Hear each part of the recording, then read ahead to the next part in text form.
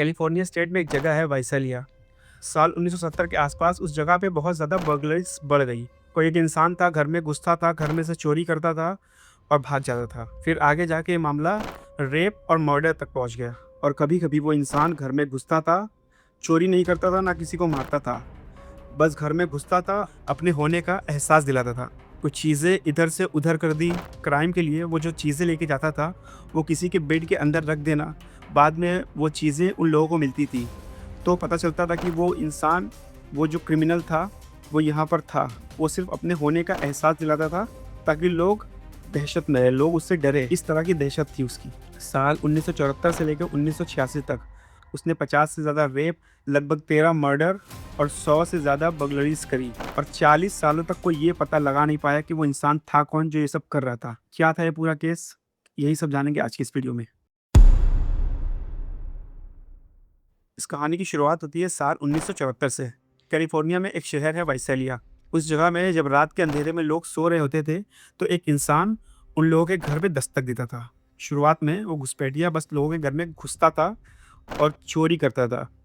और चोरी वो ऐसे वैसे नहीं करता था, वो घर में घुसता था, 2-3 घंटे घर में रहता था, लोग सो रहे होते थे और जब सुबह उठते थे तो वो अपनी मौजूदगी का एहसास भी दिलाता कि मैं कुछ घंटे यहाँ पर रहा।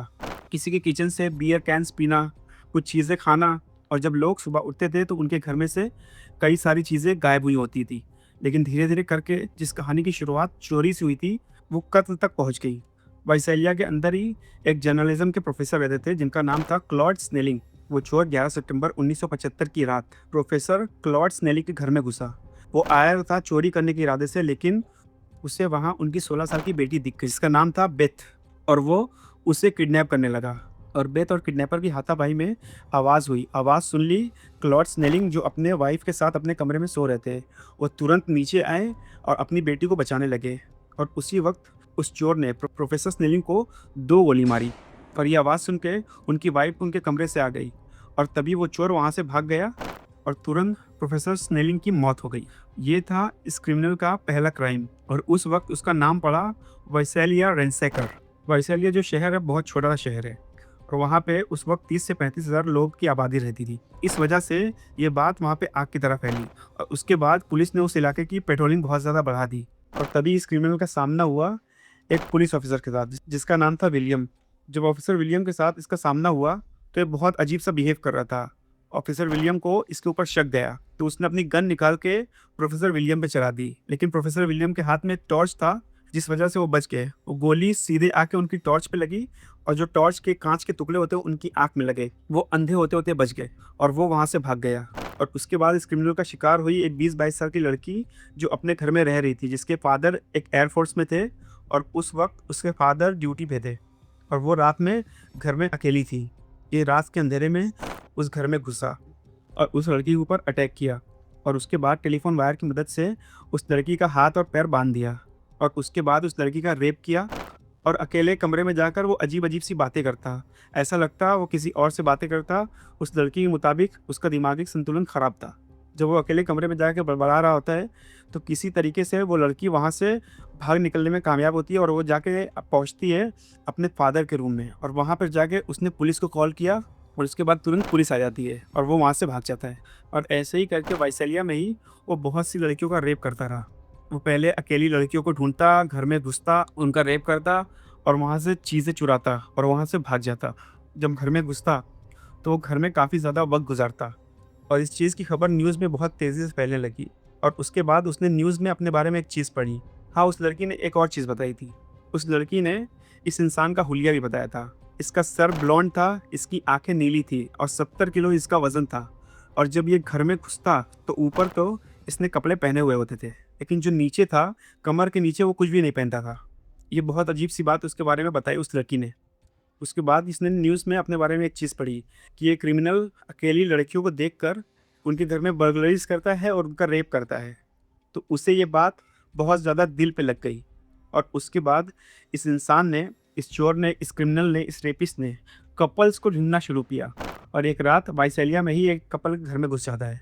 एक लड़की अपने बॉयफ्रेंड के साथ सो रही होती है। वो अपनी टॉर्च उस लड़की की आंख में मारता है और उसकी रोशनी की वजह से उस लड़की की आंख खुल जाती है और उस लड़की को गन दिखाकर कहता है कि अपने बॉयफ्रेंड का हाथ और पैर बांध दो, और पूछता है कि तुम्हारे घर की तिजोरी कहाँ है।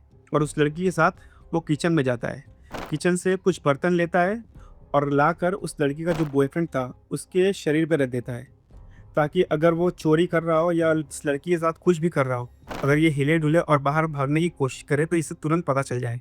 इतना वो शातिर था।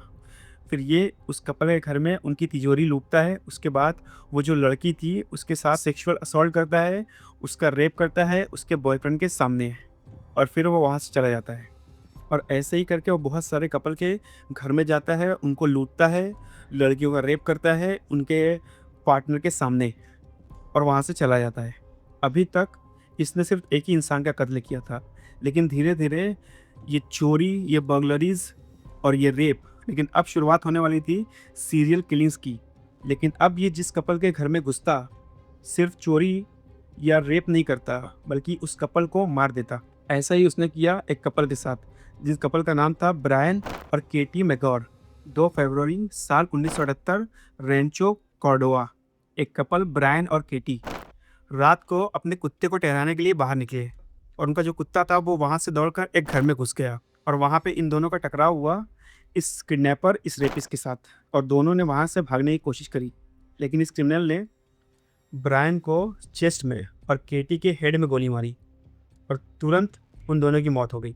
और इन सब केसेस के बाद पुलिस ने अपनी गश्त बढ़ा दी और वहाँ से एक अपराधी को गिरफ्तार किया जिसका नाम था आर्ट पिंगटन, जिसके पास से 2 पेचकस, एक थेरेपिस्ट का विजिटिंग कार्ड और एक चम्मच मिला। और इस चम्मच ने इन पुलिस वालों का शक बढ़ाया। और इसके बारे में एक और केस था जो कि 10 साल पहले रजिस्टर्ड हुआ था, और उस केस में इसके ऊपर इल्ज़ाम लगाया गया था रेप का। और इन 2 वजहों से इसके ऊपर शक बहुत ज़्यादा बढ़ गया। चम्मच क्यों?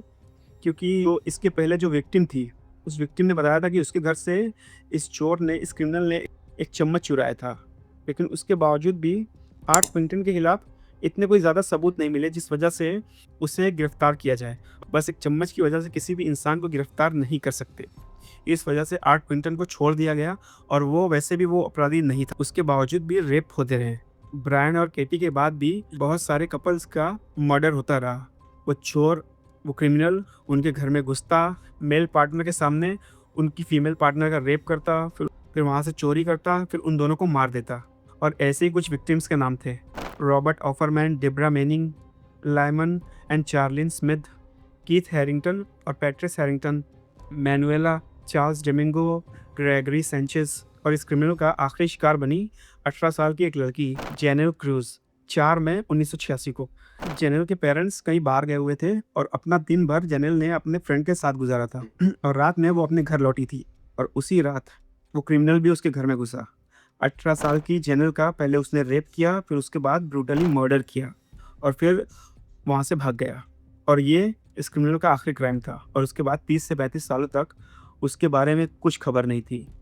पुलिस बहुत ज़्यादा कोशिश करती रही, लेकिन उनके हाथों कभी कोई सुराग नहीं मिला। और साल 2000 के आसपास डीएनए टेस्ट की टेक्नोलॉजी इजाद में आई, और उसके बाद ये कंफर्म हो गया कि इन सब चीज़ों के पीछे एक ही इंसान का हाथ है।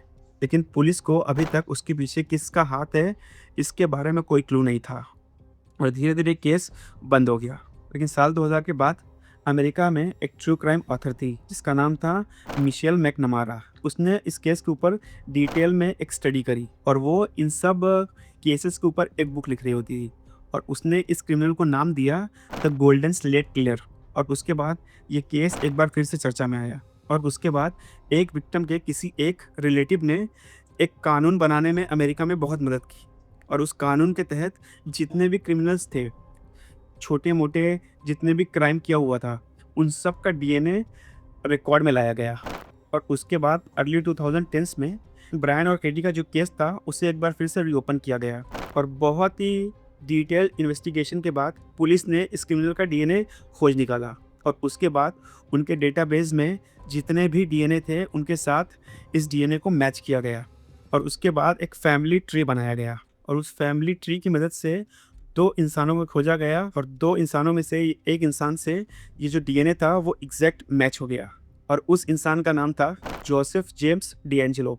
और 2018 में 72 साल की उम्र में इसे इसके घर से गिरफ्तार किया गया, जहाँ पे वो रह रहा था अपनी बेटी और अपनी पोती के साथ। तो कौन था जोसेफ जेम्स डिएंजेलो। इसका जन्म 8 नवंबर 1945 न्यूयॉर्क में हुआ था और उसके फादर आर्मी में थे और आगे चल के ये खुद एक पुलिस ऑफिसर बना। और जब ये इन सब क्राइम को अंजाम दे रहा था, तब वो खुद एक पुलिस ऑफिसर था। इस वजह से कभी कोई इसे पकड़ नहीं पाया।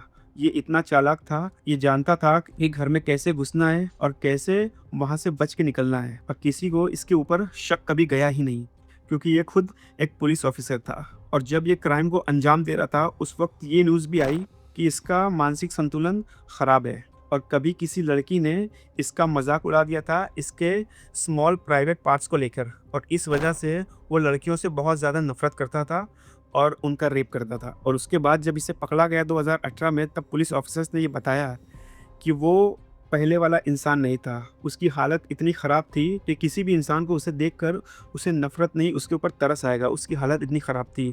उसे कोर्ट में एक व्हीलचेयर पे लाया गया था और उसके बाद जब इसे अरेस्ट किया गया, तो उसने अपने फेवर में एक प्ली डील डाली और उसके बाद इसे मौत की सज़ा ना हो, इस वजह से उसे उम्र कैद की सज़ा हुई बिना किसी पैरोल के।